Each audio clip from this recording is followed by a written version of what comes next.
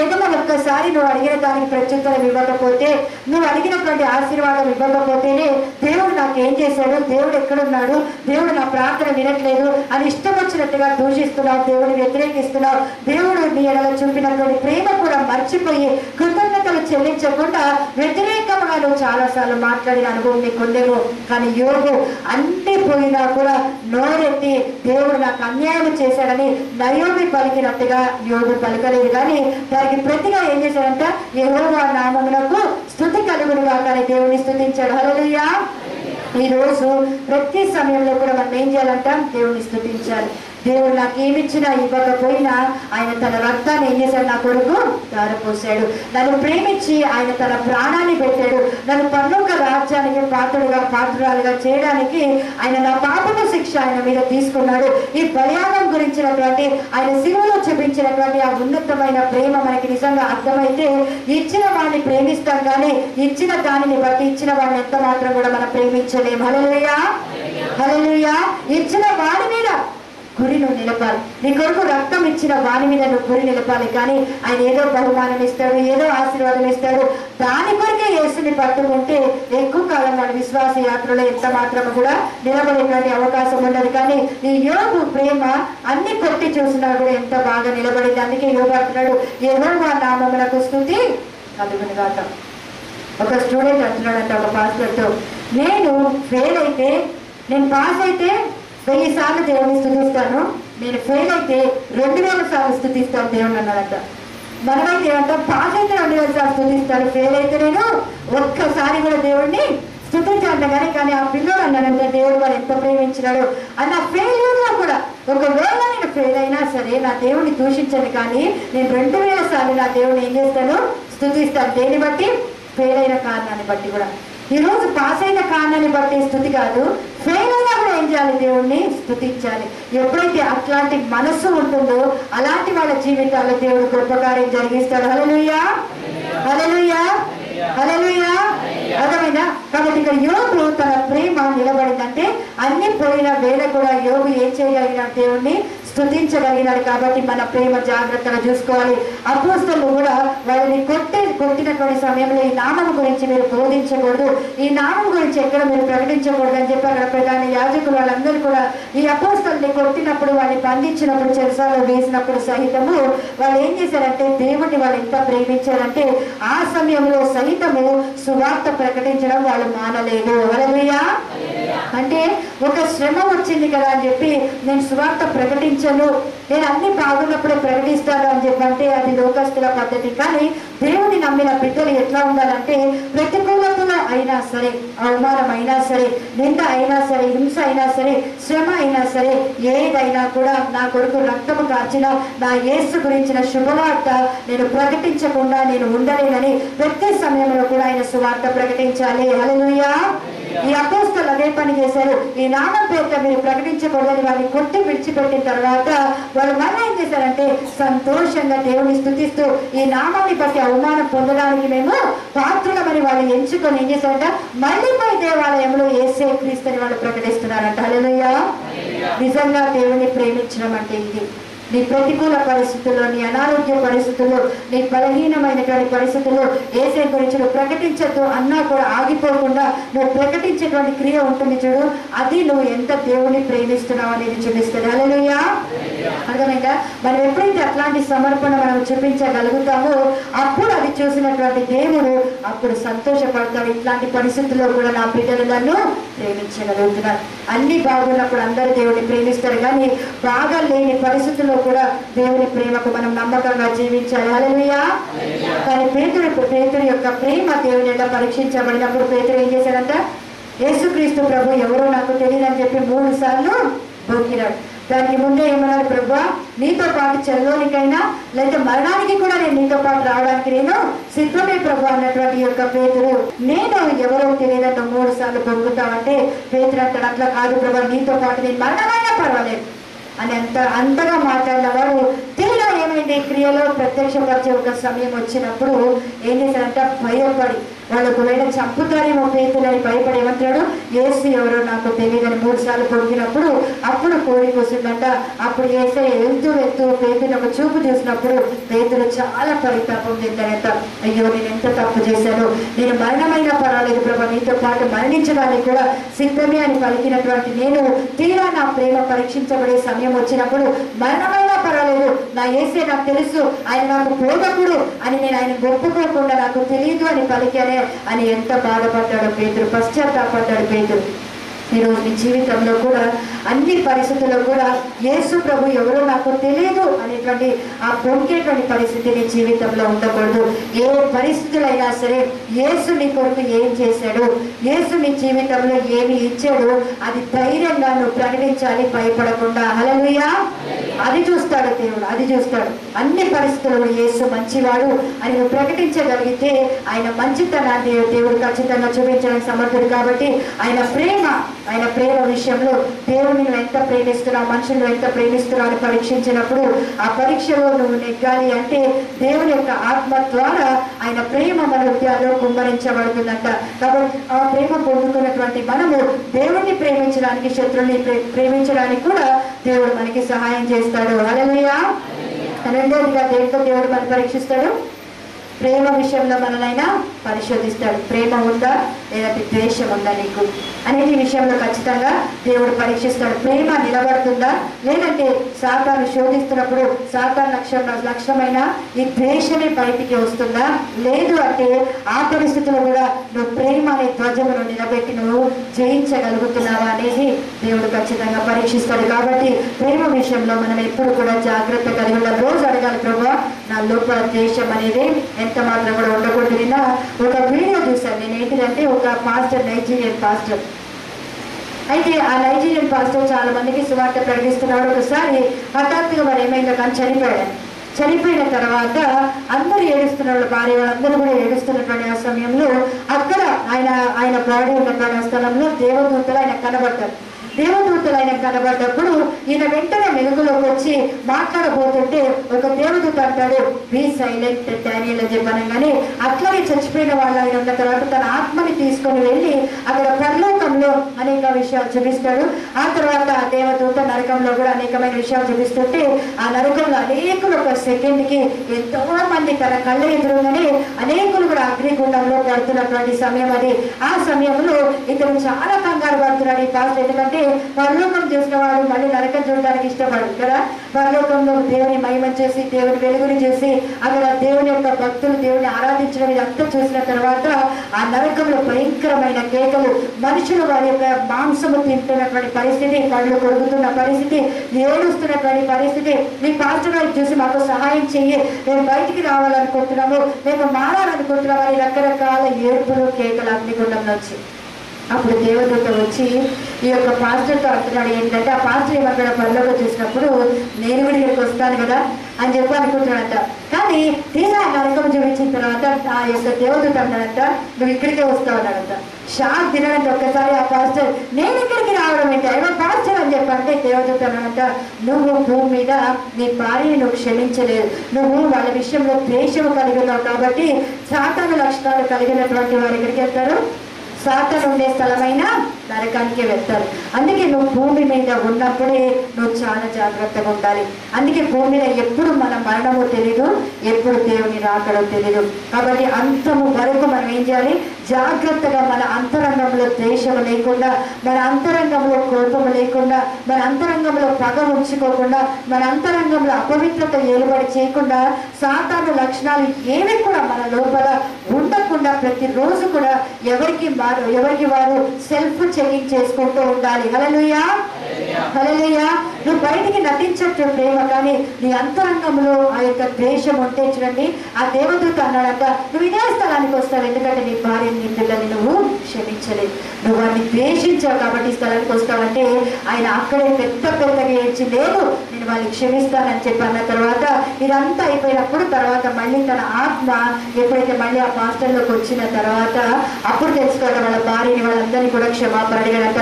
ఆ పాస్టర్ ఒక మాట అంటాడు ఏంటంటే, ఈ యొక్క హెల్ అనేది దేవుడు మనుషుల కొరకు సృష్టించినది కాదు. మనుషులు అక్కడికి వెళ్ళడానికి యోగ్యమైనది కాదు ఈ యొక్క నరకము. కాబట్టి భూమి మీద ఉన్నప్పుడే మనము చాలా జాగ్రత్తగా ఉండాలి. మహిమకరమైనటువంటి ఆ పరలోకానికి మనం వెళ్ళాలి అంటే ఈ భూమి మీద మనము దేవుని యొక్క మహిమ చేత మనము నింపబడితే అప్పుడు మనం ఆయనను ఎదుర్కొనేటువంటి శక్తి మనకు అనుగ్రహించబడుతుంది. ప్రార్థన జీవితం నీకు లేకపోతే నువ్వు దేవుని ఎదుర్కోలేవు.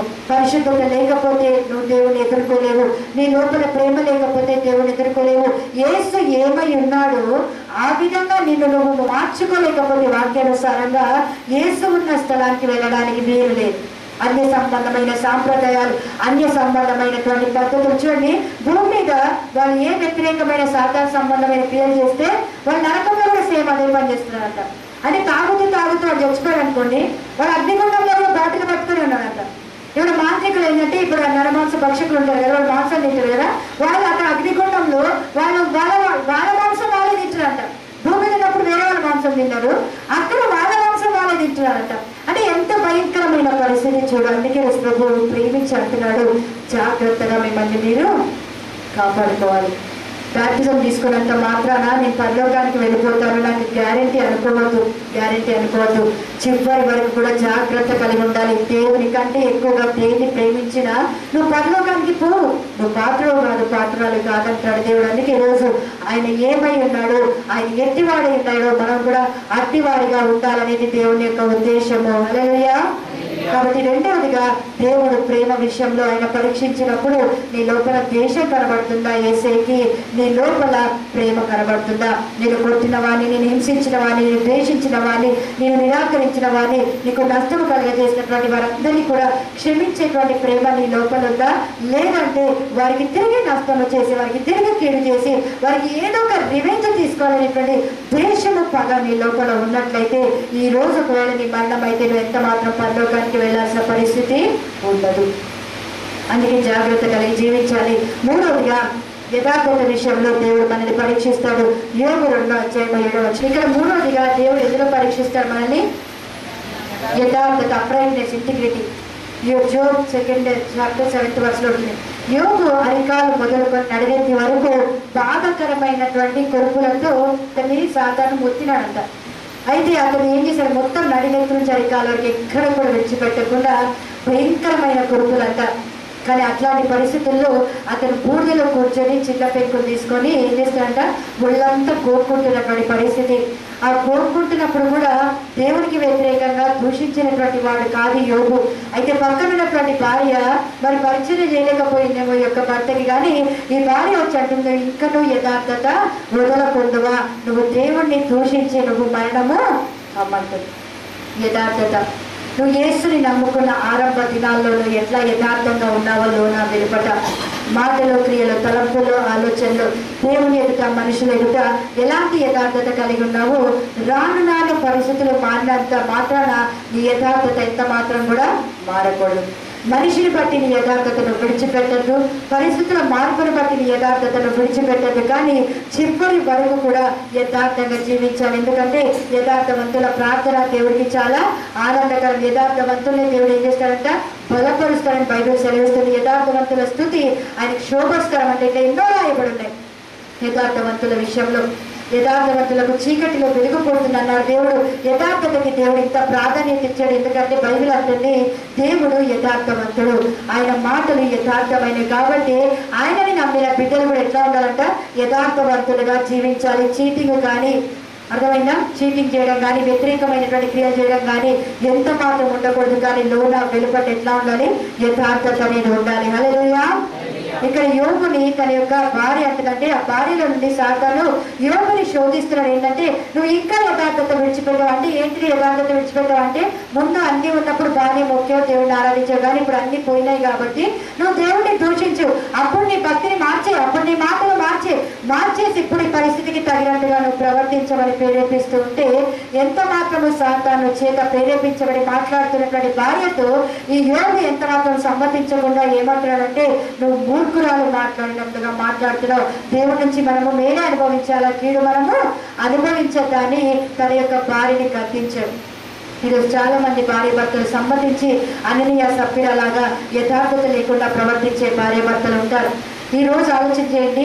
ఇక్కడ మనం చూసుకుంటే అబ్రహాము భార్య యొక్క ప్రేరేపణ బట్టి హాగర్తో పోయి తన యొక్క యథార్థత లెవెల్స్ తగ్గించుకున్నాడు. ఆ తర్వాత ఆదాము తన యొక్క భార్య మాట విని దేవుడు తినద్దు అన్న పండు తిని తన యథార్థతని పోగొట్టుకున్నాడు. ఇట్లా ఎంతో మంది భార్యల ప్రేరేపణ విని నష్టపోయినటువంటి వారు ఉన్నారు.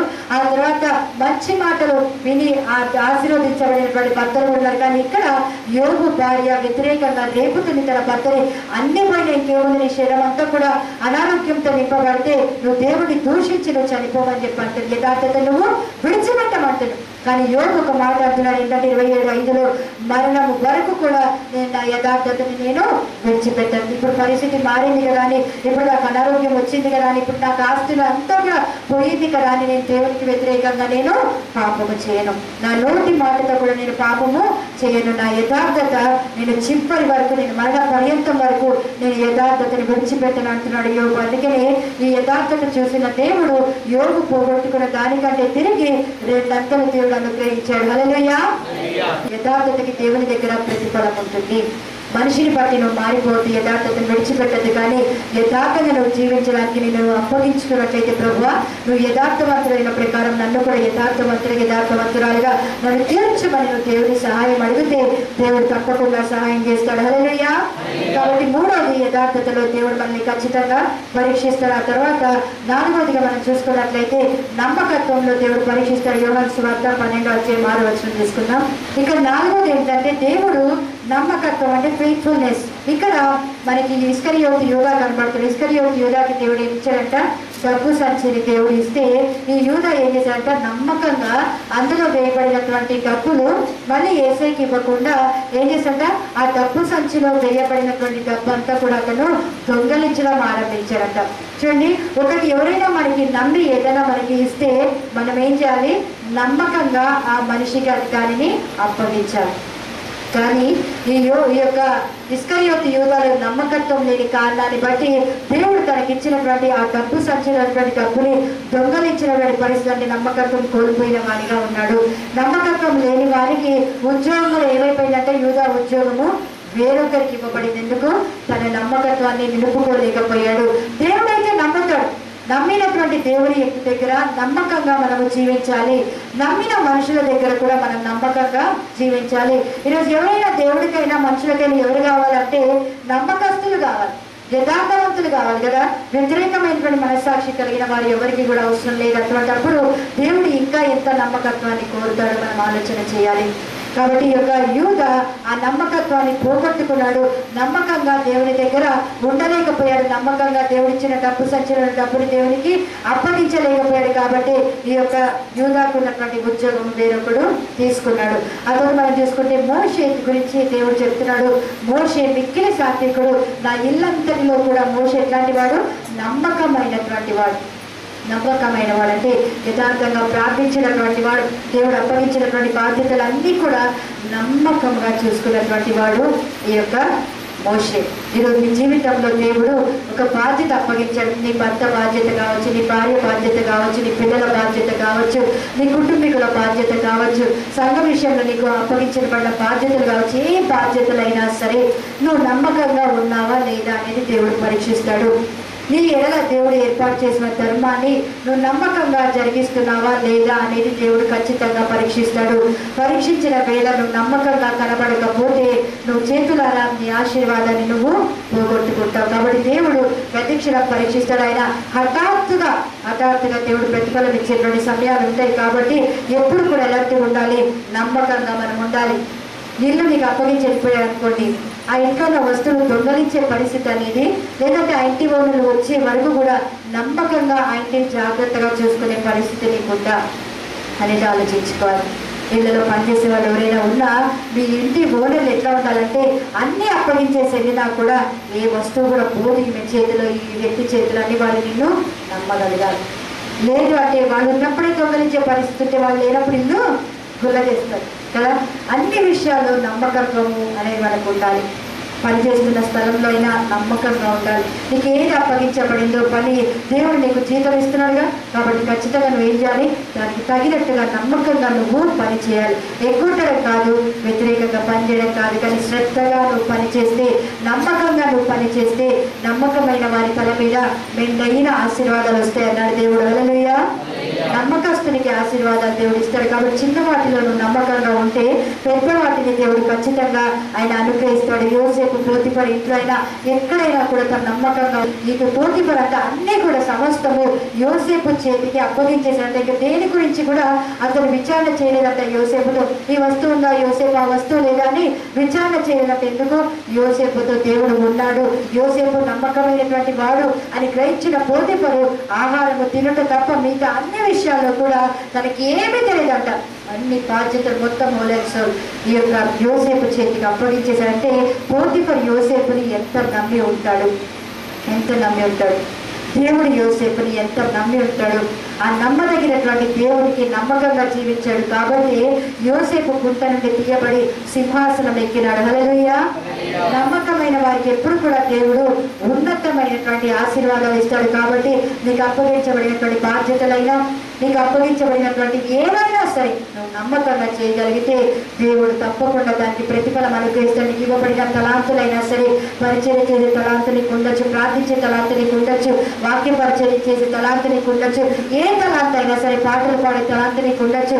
ఏ తలాంతు దేవుడు నీకు ఇచ్చినా దేవుడు వచ్చినప్పుడు నువ్వు నమ్మకంగా దానిని అభివృద్ధి చేసి నువ్వు ఎప్పుడైతే దేవుడికి ఇస్తావు అప్పుడేసేమంటాడు, బలా నమ్మకమైన మంచి దాసుడు, బలా నమ్మకమైన మంచి దాసురాల, ఇదిగో దేవుడు ఆశీర్వదించిన స్థలమైన దేవుని యొక్క రాజ్యంలోకి ప్రవేశించండి అని ఆయన నమ్మకమైన వాళ్ళే ఆహ్వానిస్తారంట. కాబట్టి ఈరోజు వీటన్నిటి విషయంలో దేవుడు పరిశోధించినప్పుడు వీటన్నిటిలో కరెక్ట్గా ఉండడానికి ఇష్టపడినటువంటి వాళ్ళు ఒకవేళ ఒకసారి ఫెయిల్ అయిపోయినా నాతో కాదని దేవుని మార్గం విడిచిపెట్టి లోకంలోకి వెళ్ళిపోతుంది, కానీ మళ్ళీ జయించడానికి దేవుని సహాయం అడిగితే తప్పకుండా దేవుడు కృప చెప్తారు. కాబట్టి పరిశుద్ధులే దేవుని రాజ్యంలో ఉంటారు. దేవుని యొక్క ప్రేమతో నింపబడిన వారే దేవుని యొక్క రాజ్యంలో ఉంటారు. యథార్థవంతులే దేవుని రాజ్యంలో ఉంటారు. ఎందుకంటే పరలోక వాసులు కపటం లేదన్నాడు దేవుడు. ఆ తర్వాత నమ్మకమైనటువంటి వారు మాత్రమే దేవుని యొక్క రాజ్యంలో ఉంటారు. ఆ తర్వాత దేవుని యొక్క విశ్వాసము కలిగినటువంటి వారు. చివరిగా ఎందులో దేవుడు పరీక్షిస్తాడు? ఐదవదిగా విశ్వాసంలో పరీక్షిస్తాడు. ఎందుకంటే బైబిల్ అంటుంది, నశించిపోతున్నటువంటి సువర్ణమే అగ్ని పరీక్ష వల్ల ఏ విధంగా పరీక్షించబడుతుందో, ఏ విధంగా శుద్ధపరచబడుతుందో దానికంటే అమూల్యమైనటువంటి మీ విశ్వాసము ఈ శోధనల చేత పరీక్షకు నిలిచినదై దేవుడు వచ్చినప్పుడంట మెప్పుకి ఘనతకు కారణమవుతుంది అన్నాడు దేవుడు. హల్లెలూయా. అందుకే ఈరోజు బంగారము మంచిదో లేదా ఎట్లా తెలుస్తుంది అంటే, ఎప్పుడైతే అది అగ్ని చేత కాల్చబడుతుందో అప్పుడే దానికి విలువ పెరుగుతుంది. ఎప్పుడైతే అగ్ని చేత బంగారము పరిశోధించబడుతుందో అప్పుడే దానికి విలువ పెరుగుతుంది, అది శుద్ధపరచబడుతుంది.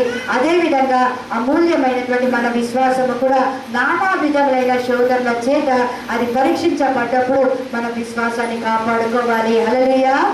విశ్వాసం లేకుండా దేవుడికి ఇష్టలై ఉండుట అసాధ్యం అన్నాడు దేవుడు. కాబట్టి విశ్వాసకర్త దేవుని బిడ్డలుగా అన్ని పరిస్థితుల్లో కూడా విశ్వాసము కలిగి జీవించడానికి మనం ఒప్పుకోవాలి.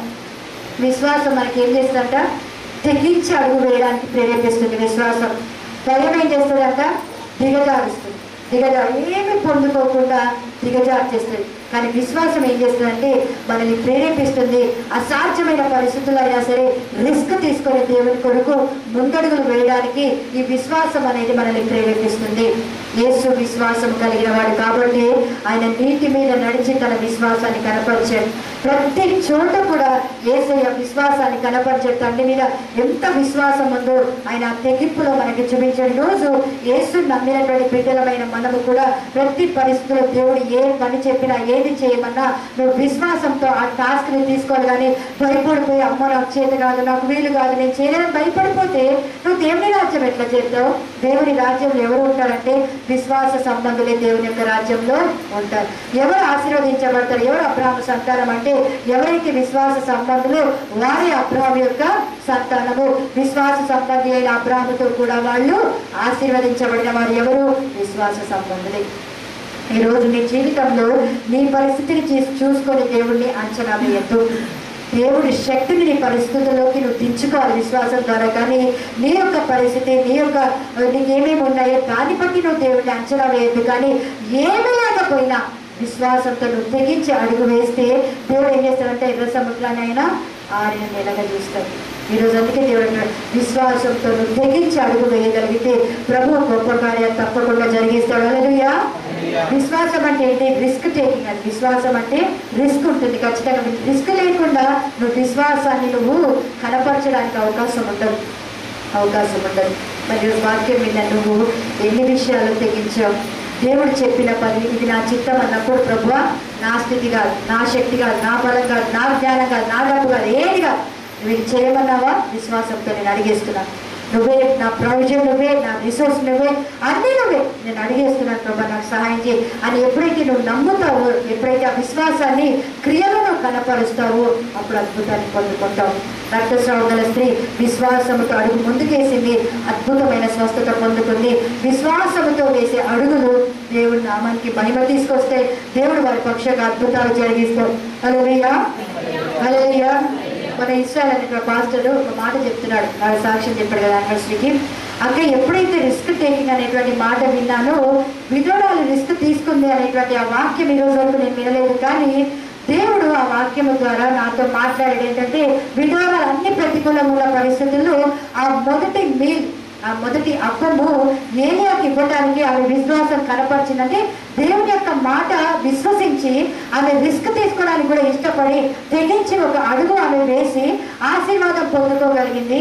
ఎప్పుడైతే విధవరాలు ఇట్లా రిస్క్ తీసుకుంది అనేటువంటి వాక్యం విన్నానో, నా జీవితంలో కూడా రిస్క్ తీసుకున్న వాళ్ళకి దేవుడు ఖచ్చితంగా అద్భుతాలు చేయగలుగుతాడు అనేటువంటి ఆ యొక్క ఆశ, ఆ యొక్క విశ్వాసం నా జీవితంలో కలిగిందని చెప్పి తను దేవుడి కొరకు నిలబడ్డప్పుడు, రిస్క్ తీసుకోవడానికి ఇష్టపడ్డప్పుడు అసాధ్యమైన కార్యాలు తన జీవితంలో దేవుడు సాధ్యపరచడం ఆరంభించాడంట. హల్లెలూయా.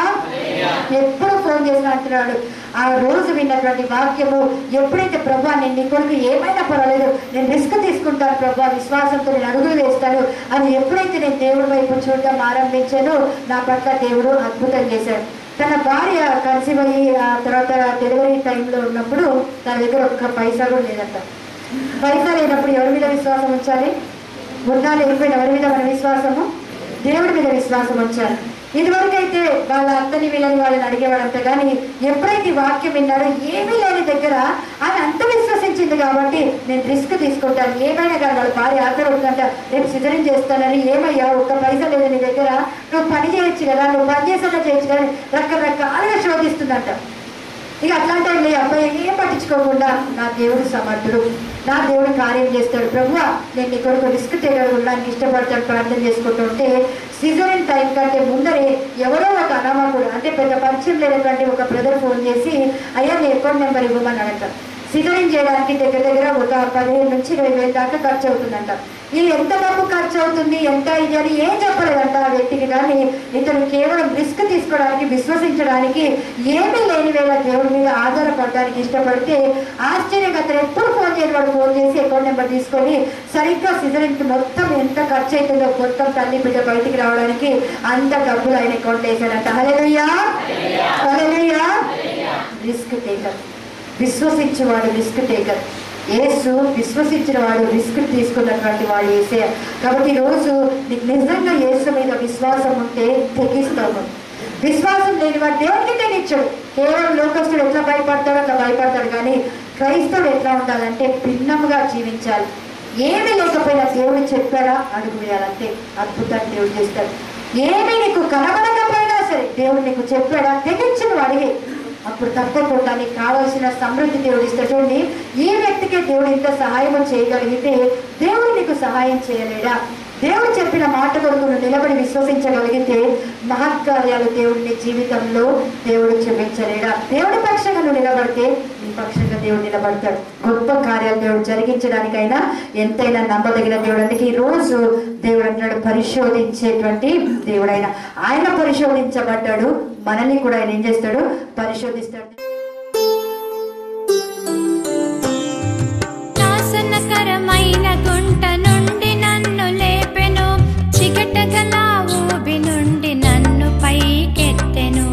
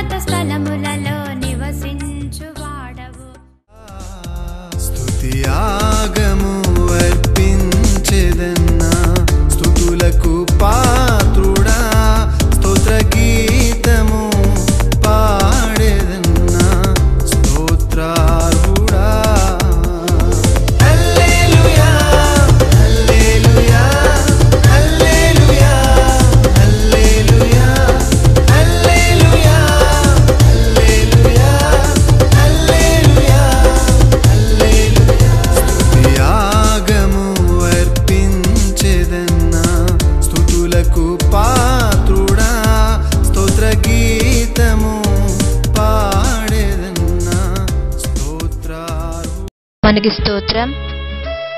దేవుని కృపచేత సహోదరి గ్రేస్ గారిచే రచించి స్వరకల్పన చేయబడిన 2 ఆడియో సిడీస్ రిలీజ్ చేయడం జరిగింది.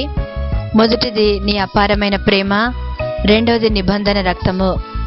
ఈ సిడీస్ కావాల్సిన వారు సంప్రదించవలసిన మా చిరునామా ప్లాట్ నంబర్ 8, 27-64/9, ఆదర్శ్ నగర్, నేరేడ్ మెడ్, సికింద్రాబాద్ 5,56,000. కాంటాక్ట్ చేయవలసిన మా ఫోన్ నెంబర్స్ 9885903327, 8686523183. దేవుడు మిమ్మల్ని సమృద్ధిగా దీవించునుగాక. ఆమేన్.